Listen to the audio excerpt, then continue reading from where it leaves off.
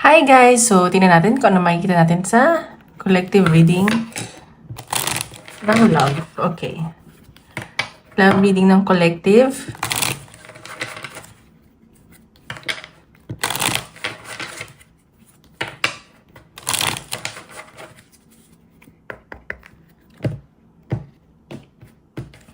Tingnan natin kung ano energy mo sa ngayon. Anong energy? Action. So, sa nakikita ko dito, siguro marami kang ginagawa and busy ka ngayon. Marami kang gustong i-achieve sa life mo, sa career mo, or sa love life. May mga gusto kang gawin eh. Parang, or gagawa ka na ng action. Ayan o. So, meditate. So, nakikita ko, pero pinag-iisipan mo itong mabuti. Parang may gagawin ka sa connection yun ng person mo, ganyan. Okay. So, nagmo-move forward ka. May mga nasa healing stage dito. And sa nakikita ko na parang gusto mo ng pagbabago, ng new beginning sa buhay mo. And may nakikita akong transformation sa iyo. Yun yung energy nyo ngayon. Parang gusto nyo ng new beginning. Dahil siguro may mga na-realize kayo, tapos na ang Mercury and Venus retrograde. So, ano na, parang makakapag-decide na kayo ng maayos. Ganon. Yun na. Love reading ng collective.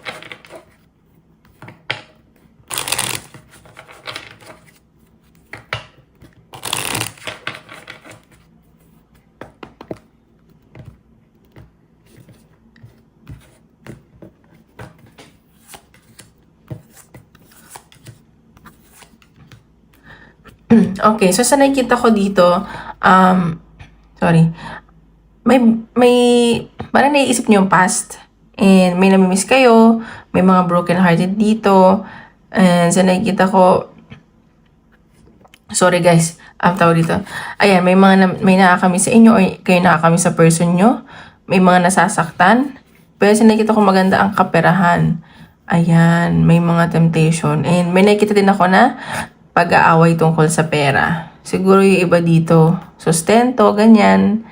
Ayan o. Naghiwalay kayo ng person mo. And sa nakikita ko parang isip ba ata din tong person mo. Ayan. So, may mga nasasaktan dito. Mga galing sa breakup or yung ex mo to. May pagtatalo pagdating sa pera eh. Ayan yung nasa sense ko.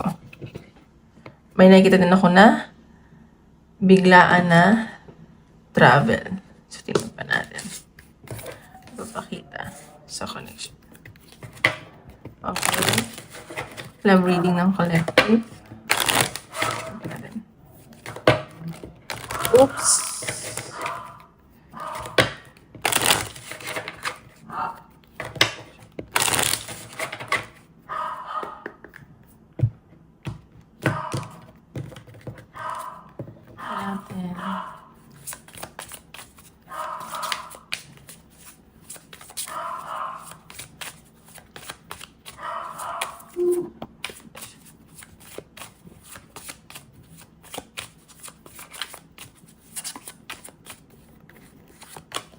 Okay, ayan. So, sa nakikita ko, siguro may mga nabunyag na sikreto or nafe-feel mo may tinatago sa yung person mo. At sa nakikita ko, parang nag-iimbestiga ka dito eh. Parang may mga gusto kang malaman. And sa nakikita ko din na nafe-feel, nasa-sense ko, mas ine-enhance mo yung sarili mo. Parang may mga babalik din dito ng pag-aaral or hindi makapag-focus sa pag-aaral. Ganon. And gusto mo mag-expand pa yung kaalaman mo when it comes to your career. So, baka yun yung iniisip mo ngayon. Basta parang feeling mo may tinatago sa yung person mo. Ganon. Ayan. So, sa nakikita ko dito, gusto mo na ng stability. Ayan. And, isa sa inyo gusto na mag-settle down. Pero yung isa ayaw pa. And siguro nakaka-apekto yung work. Yung though itong connection nyo pang pang long lasting na, pang long term commitment. Ganon. Siguro busy to sa trabaho. Ayan. Tignan pa natin. May mga gusto na mag-settle dito eh. Atin. Love reading ng collective. Okay, dalawa yung lumabas. Ayan. So, yung blockages dito is trabaho, baka busy yung person mo, ganyan. Ayun nga, may pag-aaway tungkol sa pera. And sa nakikita ko, restless na yung iba sa inyo eh. Ayun. So, parang nag-aalangan na. And may mga na-involve dito sa chismis. Mag-ingat lang. Pero feeling ko sinasuyo ka pa, susuyuin ka nito. May nakita akong communication at pag-travel. Medyo matigas lang yung ulo ng taong to. Like, alam mo yun, nagmamatigas siya. Parang pag gusto niya, pag ayaw niya, ayaw niya. Ayun. So, mag-ingat ka lang kasi baka, ay meron din akong nakikitang cheating, ganun. So, ingat lang. Ganun. So, tinampan natin. Tago pa natin. Yeah. Guys, paalala lang po hindi lahat makaka-resonate. So, take what resonate and leave what doesn't. And don't forget to hit like and subscribe para updated kayo sa videos na i-upload. And kung gusto nyo pa-private reading, message nyo lang ako sa Facebook. Nasa description box below, okay?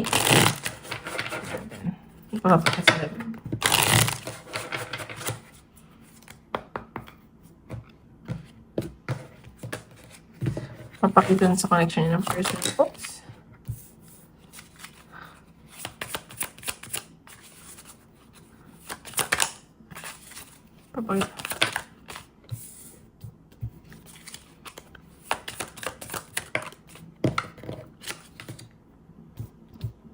Okay, ayan. So, nakikita ko dito, may transformation ata sana na mangyayari. Pero, parang may nag-hold back. May pwedeng new beginning na mangyari, pero may nag-hold back. Pero, nag-iisip-isip tong taong to eh. Parang mabilisan lang. May success din ako nakikita, may pag-travel, or baka yung person mo, or ikaw, bibili kayo ng sasakyan. Ganun. And sa nakikita ko, natitame mo tong taong to. Like, I mean, parang napapakalma mo siya. Strong yung personality niya, pero napapakalma mo siya. Parang balance kayo. And, siguro, parang mainitin ng ulo, ganun. Pero ikaw yung nakakapag, paano sa kanya. Okay, kalma ka lang, ganun, ganyan. Ayan gustong-gusto ko nitong taong to, pero may conflict. And, stuck to sa connection nyo. Yun yung nasa-sense ko. Stuck tong taong to. Alam mo yung gusto niyang kumawala pero hindi siya makawala. Ganon. Baka karmic relationship kayo. Tinapa natin. Pakita.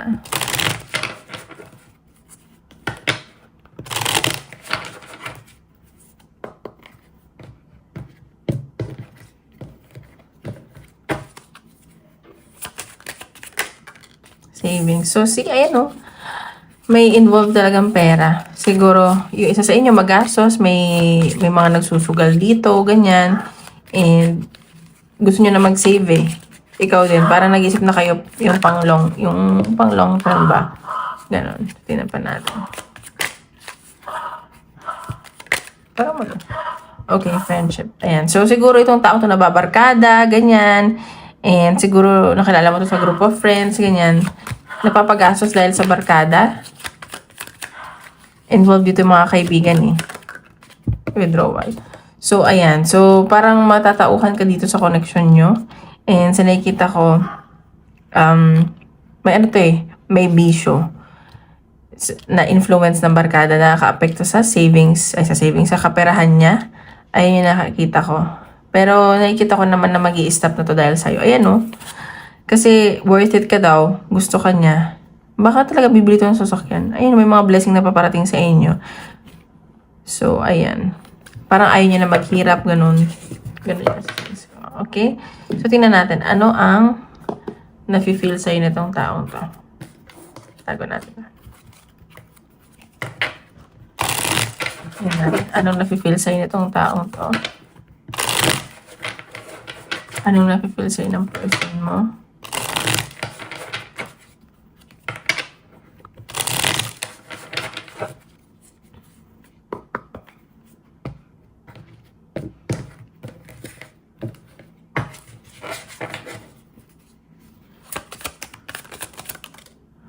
Okay, the Emperor. Ooh!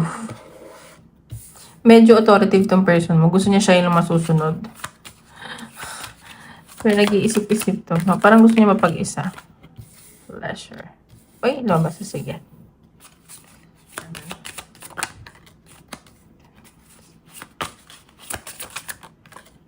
Okay.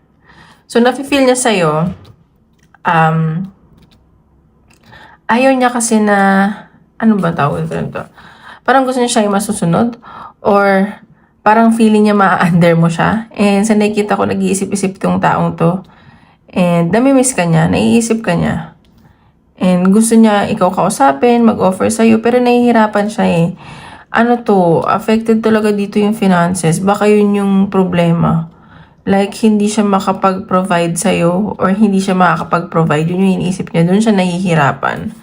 Ayan no. Pero may nakikita ako ditong parang completion sa inyong dalawa. May celebration ako nakikita. Ayan no, pang matagalan sana to eh. At gusto niya kasi siguro maging stable muna siya, maging maayos. Mag-heal muna siya, maging maayos siya para makapag-provide siya sa'yo. Kasi nakikita ka niya as pang long term eh. Hindi lang yung basta-bastang tao. Ayan, gusto niya mag-provide sa'yo, gusto niya magbigay sa'yo ng, ng maayos na life, like family, ganyan. Gusto niya ng new beginning. Ace of Swords. Nag-iisip-isip ng taong to, puro isip. Nabayan, gumawa ka naman ng move, girl or boy. Ayan. Tapos feeling niya, failure siya. Parang wala siyang maiaambag sa'yo. Parang nagsa-self-pity. Ano siya, parang weak na tao, ganun. Okay. So, pag-isipan mo pa rin mabuti kasi nasa sa'yo naman yung desisyon.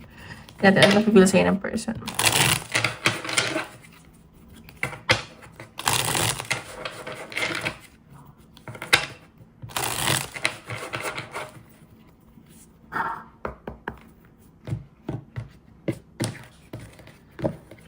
Natin ang napipil sa'yo ng person, no?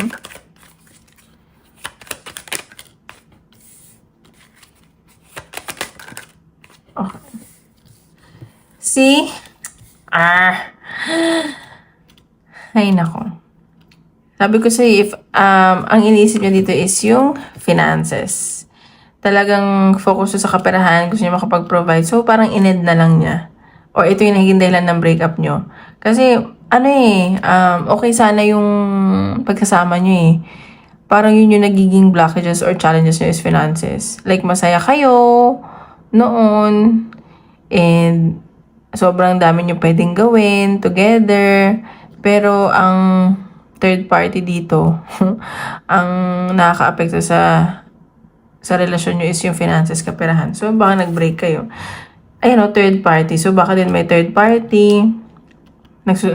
May vision na may third party pa. Ayan. And, nasasaktan din naman to eh. Ginos kayo nito. Pero, ina-admire kayo nito. And meron pa sa inyo nagkakagusto. Ayan no, fated meeting, important connection. Baka may mangyari sa inyo, so ingat lang. Fated yung connection ng dalawa. So, tingnan pa natin. Ano gustong sabihin? Ano pa ang possible na message sa'yo ng person mo? Ano gustong sabihin sa'yo ng person mo?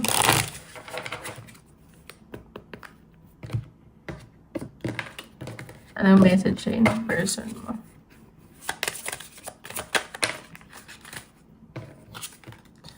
See?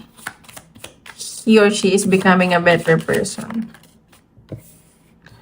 I look for you everywhere. Ayan, I lost. Okay, so, ang message sa'yo, yun nga, hinihil niya yung sarili niya, nagiging better siya. Parang, binabago niya yung sarili niya for the better for you. Kasi kahit saan siya magpunta, ikaw pa rin yung hinahanap-hanap niya eh. Kaya huwag ka mag-alala. Huwag ka masyado mag-overthink. Kasi na-realize niya na mahalaga ka sa kanya. Ayan no, I lost myself for a little while. Parang naging lost lang to, naging distracted, pero mahal ka nito. I wish I could take back my words. So, ayan no, may pagsisisi din siya. Nagsisisi siya eh. Ayan, sobra yung pagsisisi nitong taong to. And binabalik-balikan niyo yung conversation niyo, ganyan.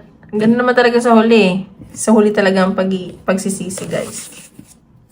Tingnan natin ano pang dapat malaman sa person mo.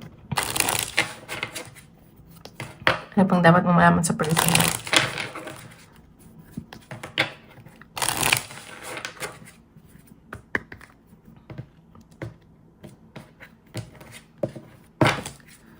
Dapat mo malaman sa person mo.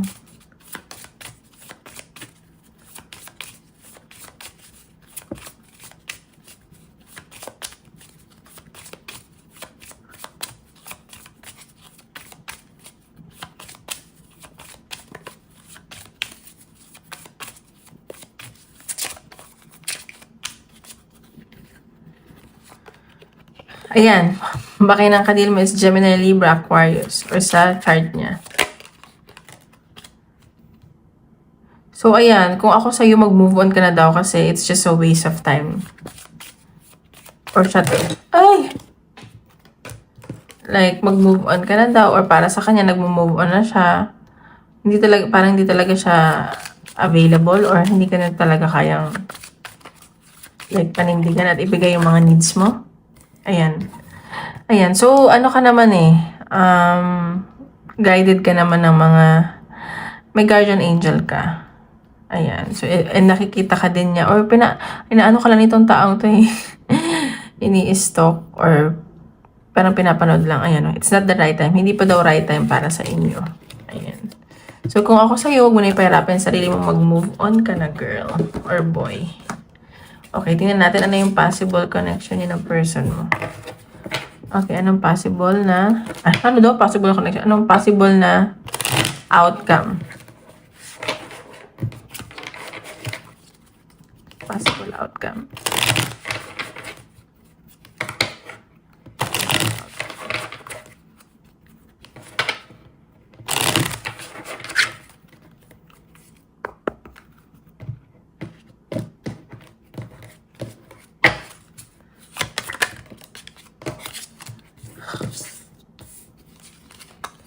Possible outcome.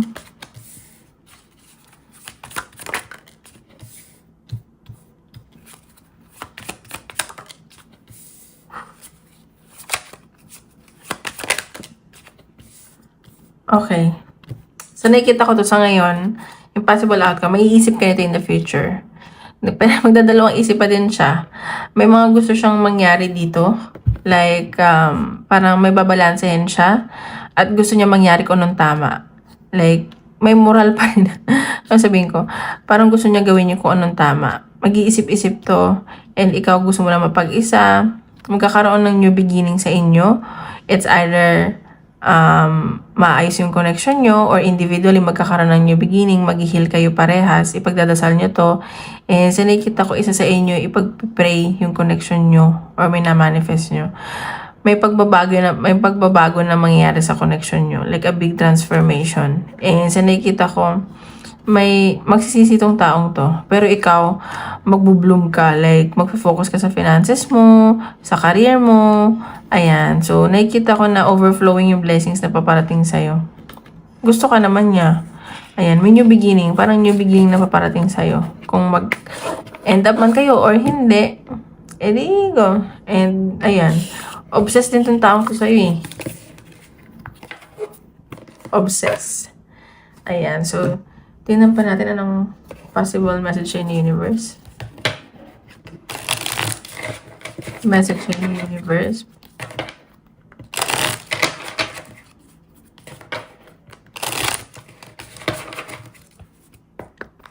Message in the universe.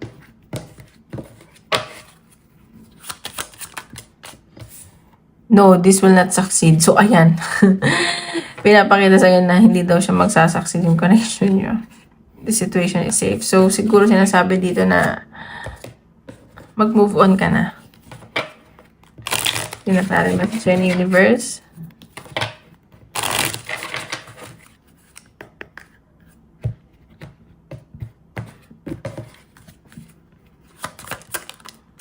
You need to have faith in yourself and your abilities first. So, ayan. Ikaw muna, unahin mo na yung sarili mo. Magkaroon ka ng faith sa sarili mo at abilities mo. Huwag ka pang hinaan ng loob. Ganyan.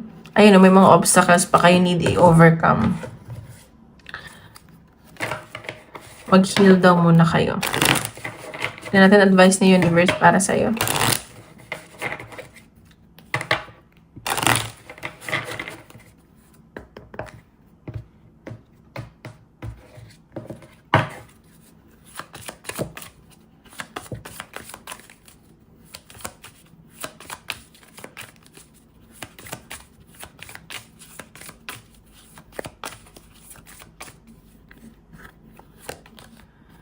slay them all. So, ayan. Maging confident ka lang. Ipatunayan mo sa kanya o sa kanila na kaya mo. Kahit wala siya. Alam mo yun. Huwag mo isipin kung anong isipin niya o ng ibang tao. Okay, isip ka ng question. Tingnan natin kung ano ang sagot ng universe.